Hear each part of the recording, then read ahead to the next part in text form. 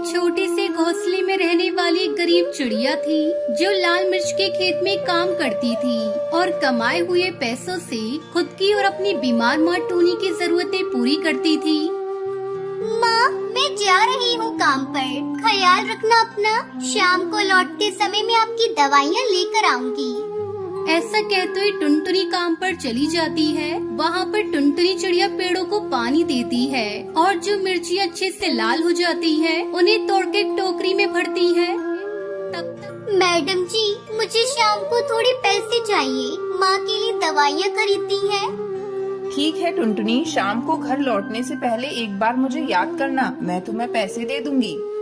उस खेत की मालकिन बबली कबूतरी एक बहुत ही अच्छी कबूतरी थी और वो हमेशा ढेर सारा मेकअप और लाल लिपस्टिक लगाकर रहती थी।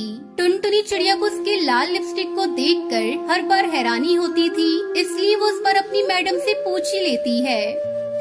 मैडम जी, क्या मैं आपसे एक सवाल पूछ सकती हूँ? आपके होंठ इतने लाल कैसे रहते हैं हमेशा? क्या आप ढेर सारे सेब खाती हो?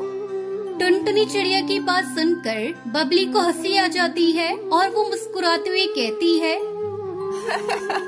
मेरे होंठ सेब खाने की वजह से लाल नहीं होते हैं, वो मैं लिपस्टिक लगाती हूँ इसलिए लाल होते हैं बेटा।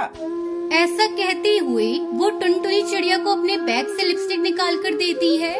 इसे तुम रख लो बेटा और सिर्फ खास मौकों पर ही लगाना, ये बहुत महंगी होती है इसलिए कह रही हूँ। ठीक है मैडम जी।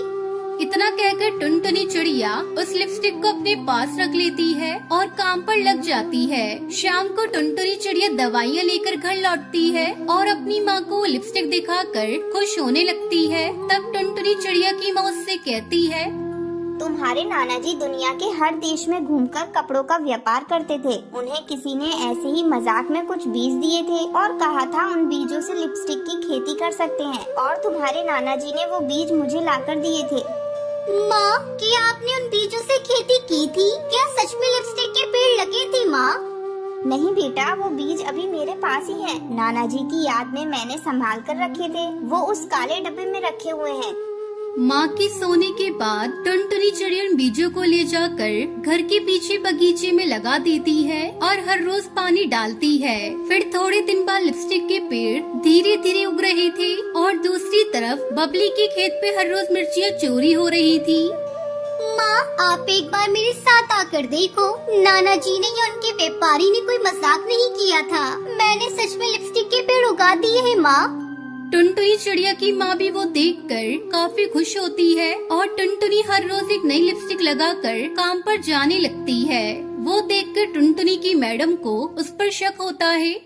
वैसे तो मैं तुम पर बहुत भरोसा करती हूँ, लेकिन तुम हर रोज इतनी महंगी महंगी लिपस्टिक लगाकर आ रही हो, तो मुझे शक हो रहा है कि वो तुम ही हो जो मिर्ची चुरा रही हो। ऐसा नहीं है मैडम जी, मैंने आपकी मिर्चियाँ नहीं चुराई हैं। ये लिपस्टिक कहाँ से आई है, ये बात आपको समझाने की कोशिश भी करूँ तो आप यकीन नहीं करोगी। इसलिए आप मेरे साथ आओ, मैं आपको दिखाती हूँ। ऐसा कहते हुए टुनटुनी चिड़िया उस खेत की मालकिन को अपने साथ घर लेकर आती है और उन्हें लिपस्टिक के पेड़ों को दिखाती है। वो देखकर मालकिन हैरान हो जाती है और टुनटुनी पर शक करने के लिए उससे माफी मांगती है। मुझे माफ कर दो टुनटुनी, मैंने तुम पर शक किया। मिर्ची का चोर तो कोई और है, हम उसका पता लगा लेंगे। और तुम इन लिपस्टिक का व्यापार करना चाहो तो मैं तुम्हारी पूरी मदद करूँगी। आपका बहुत बहुत शुक्रिया मैडम जी, मैं व्यापार जरूर करूँगी। ऐसा कहते हुए टुनटुनी मिर्ची के खेत में काम बंद करके लिपस्टिक की फार्मिंग करते हुए लिपस्टिक का व्यापार करके अच्छे खासे पैसे कमाने लगती है और अपनी मैडम की भी बहुत मदद करती है।